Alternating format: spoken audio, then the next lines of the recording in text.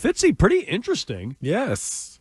Maye was a little sensitive that he didn't get to start the final game of the year. He wanted one more start, and he's a little butthurt that Joe Milton came out and shined in the final week of the year. Interesting. Okay. Huh. Thick skin for Drake Maye or no? He's saying no. And again, the smoking gun would be that Maye not only didn't talk after the game, which I still, to this day, give him a free pass on. You didn't play in the game. You don't need to talk after that game. No, he did play.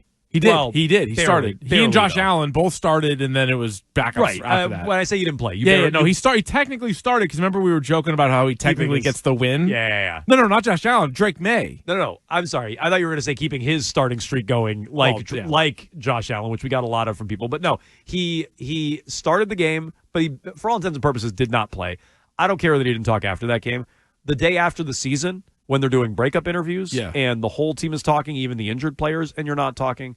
That's the smoking gun about being frustrated about that. But that's the words of Fitzy, not me or you. No. And, maybe Fitzy's heard a little something. I think perhaps. I think you factor that in with the fact that Joe Milton's gone before the first QB meetings here this time around, and every beat reporter talking about the room and, all that stuff. And so I think it's definitely something to keep an eye on when it comes to Drake Maye. How is he going to handle this? Because he is going to be obviously under the microscope this upcoming season. My eyes are on it. There's no doubt about it. Oh, yeah. My eyes are very much fixated on that. For sure.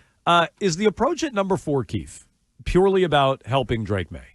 Well, it is unless Abdul Carter's there, and then I'm not going to pass that up. So then it's not purely okay, so about then that, no. right? So for me, no. Okay, not for me either. Yeah. There are some out there who feel that way because I would take Carter before anyone else in this draft. If he's there at 4, it's a heist.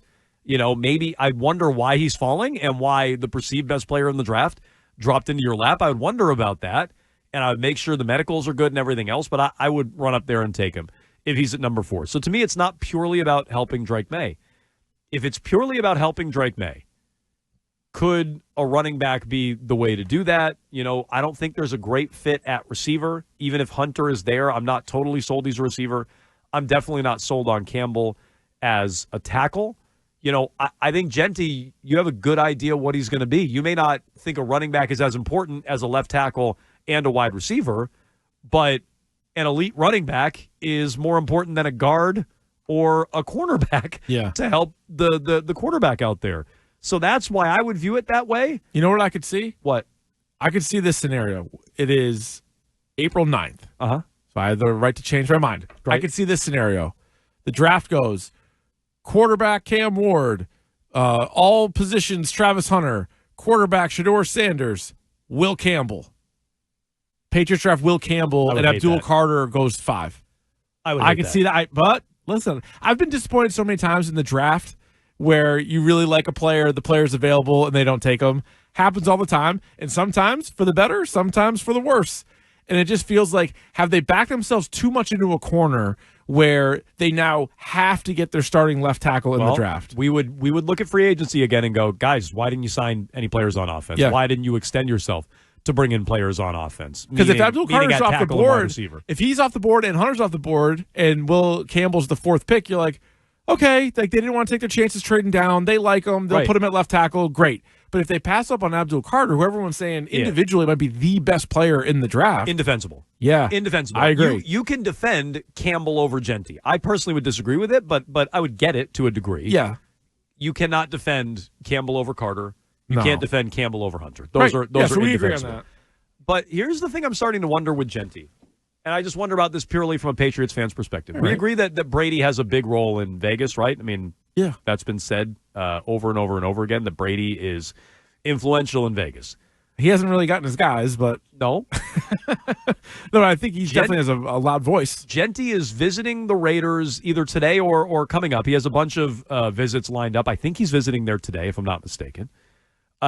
Genty gets mocked left and right, and it's just mock draft community that might be different than the league, but he gets mocked left and right to the Raiders at 6. Do you have the visits in front of you? No. I was pulling up the draft order just to refresh my memory. I thought you were Googling something. So Genty's visiting there soon, if it's today or coming up, and he gets mocked to the Raiders over and over again.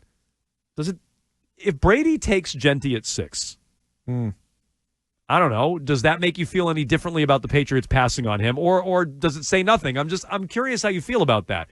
Brady, No. his view as a quarterback, his view on team building, if he's taking a running back that highly, would that make you view the Patriots passing on him any differently? No, not quite. I also don't know what the Tom Brady track record is going to be. Just because you're the greatest player of all time doesn't mean you are the greatest talent evaluator. Michael Jordan famously wouldn't take 4 first-round picks so he could draft Frank Kaminsky. He's the greatest basketball player of all time. Right. It's funny because we had a texter earlier saying something like, I'll take Red Auerbach's word for it over yours or whatever when we were talking about Len Bias. Red Auerbach overrated, yeah. Well, that's what you're saying. But Michael Jordan couldn't identify the best players, so maybe Tom Brady can't either. And so we'll see what he ends up. Like the report was he wanted Mohamed Sanu. So okay. Here's what I'm hoping for. If the Patriots don't take Genty at 4, and I don't think they will, I would, but I don't think they will.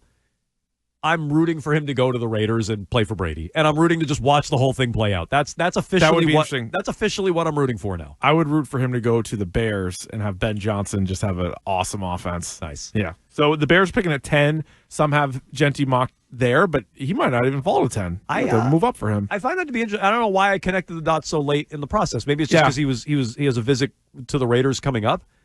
What if Brady values a running back? And what would that say? Now, you're right. He has no track record. Is Chip Kelly in on that? You think Chip Kelly wants the running back? Maybe. I mean, look. He'll take an offensive player. Maybe it's, for all we know, it's Mark Davis who just says, take the running back. Like, I don't know. That's true. But if we're led to believe that Brady has say, then I'd imagine he has say in the 6th pick. And it'd be interesting, if nothing else, if he takes a running back there. I want one. People say they're not valuable and you shouldn't overdraft them and running backs are interchangeable.